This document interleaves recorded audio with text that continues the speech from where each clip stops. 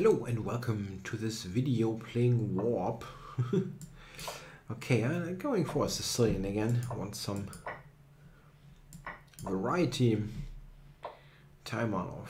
What do they do? I got not G3.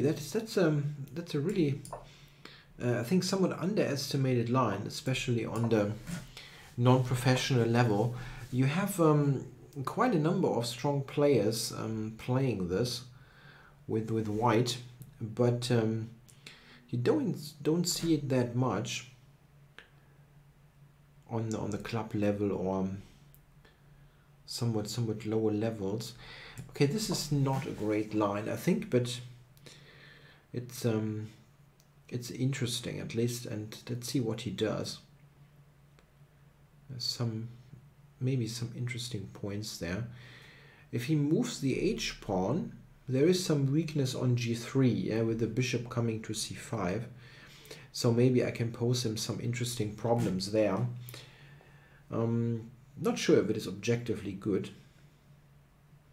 But the H pawn pushes, they are often quite tricky to meet. I wonder if... Nah, probably not. Yeah, bishop F4, E5.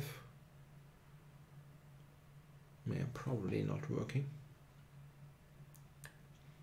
Yeah, okay, it set him some problems. I had a game before against this guy. Was winning with black.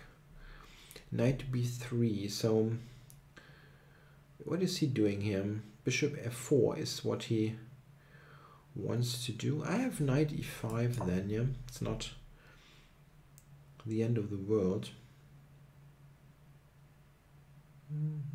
Yeah, I think I can do that. H4, trying to be annoying. Oh, he just allows me to open this up. I mean, it's probably again not anything fatal. Okay, rook E1. Queen E5, Queen H5. Yeah, no, that's just not.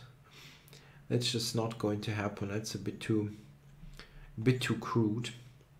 So I don't see my bishop getting to C5 or anything. It would be nice, but I cannot do it anymore. He has the knight on B3, so it's impossible to get the bishop onto that diagonal. A7 here I can paint. Yeah, that would be great. Yeah, but you don't get there. Still, now we have an interesting position. It's it looks like a Sicilian Scheveningen. I'm trying, but it is a little bit different because there is no H pawn. Yeah, the H file is open. That has some interesting points. One being that I'm probably not castling in this game. Yeah, maybe queenside in some cases, but I'm not castling. And what is quite nice about this is that any F4 pushes he has to really consider carefully, because his king will be weakened tremendously. Yeah, this is an interesting move, and I was thinking that this could be critical, even though I'm not entirely certain what the point is. Like after this, what is exactly White's move? Opening this up must be interesting. Yeah, but we're not just going to play bishop b7 and then everything here. It takes an awful lot of time for White. I have bishop d6 also. If he goes bishop, yeah, if he goes with this, I can probably play bishop to d6. Then rook e6. Okay. So I have to consider the capture, because it's not entirely clear if that is actually netting all that much. No, I've got bishop e5. Now that doesn't work. It's made on h1. I mean, that doesn't work at all. Yeah, the h file here is important.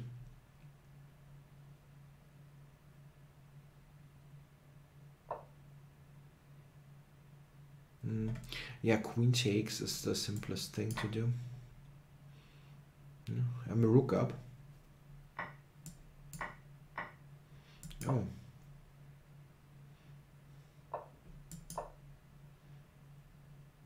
Continues. It's a full rook.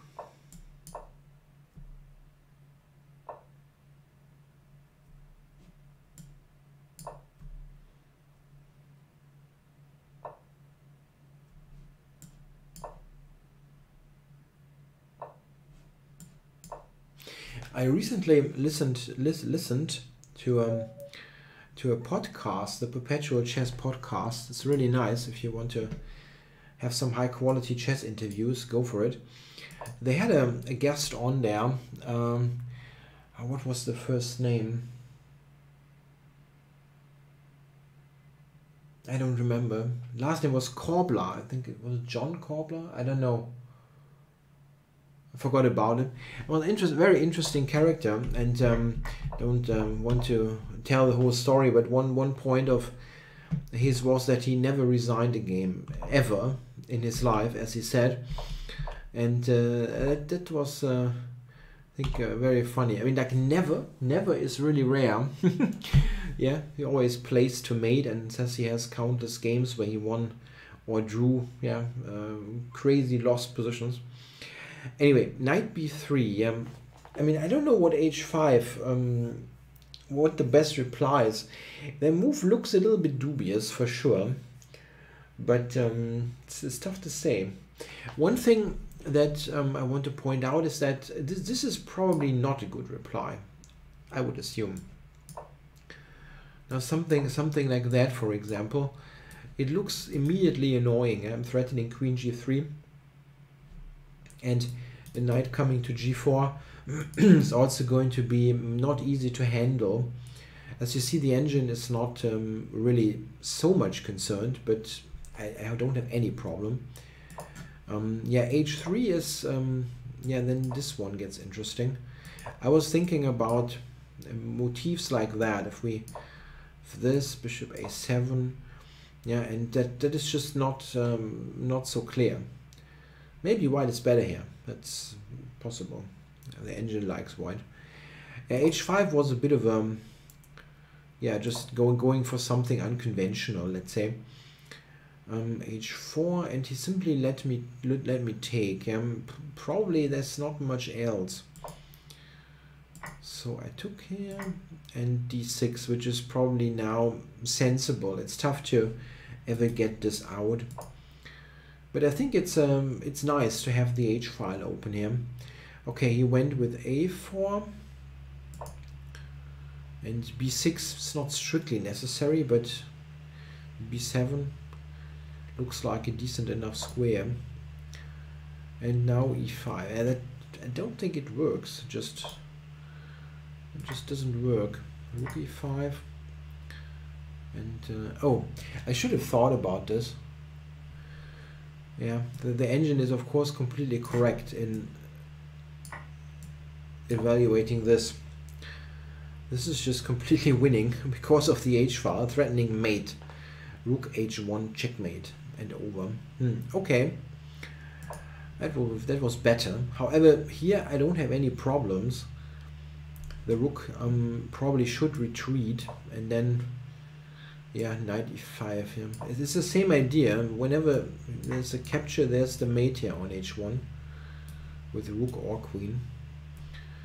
And here I can just take the material and be winning. Yeah, this is this would have been better, but I'm just an exchange up and still have the attacking chances. So it's yeah, just doesn't work. And here with the mate threat, it's just entirely over. Yeah, knight takes. Yeah, maybe that's a checkmate already, but okay, you're a rook up, so can take with the queen. Okay, guys, thanks for watching.